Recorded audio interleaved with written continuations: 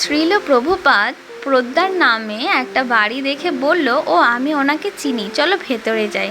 তো প্রভুপাদ ভিতরে গেলেন এবং তিনি বিশ্রাম কক্ষে অপেক্ষা করতে শুরু করলেন। তারপর বাড়ির একজন গৃহপরিচারিকা আসলো এবং প্রভুপাদ তাকে বললেন যে তোমার বাবুকে গিয়ে বলো আমরা এসেছি। এবং সেই গৃহপরিচারিকা কিন্তু ভেতরে গেল তার বাবুকে ডাকার জন্য, কিন্তু সে ফিরল 5 মিনিট পর আর বলল যে বাবু পূজা করছে, তো আপনারা একটু অপেক্ষা করুন।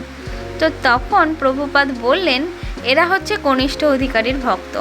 কোনো শুদ্ধ ভক্ত গৃহে আসলে তাদের উচিত সবার থেকে আগে উচিত যে সেই ভক্তকে অভ্যর্থনা জানানো। তাই তার উচিত ছিল যে সে যদি কৃষ্ণ পূজা করছে তাহলে সেই পূজাটা বন্ধ রেখে মানে যে ভক্ত শুদ্ধ ভক্ত এসেছেন তার গৃহে তাকে অভ্যর্থনা জানানো। তাহলে আমাদের ভগবান শ্রীকৃষ্ণ আরও বেশি খুশি হতেন।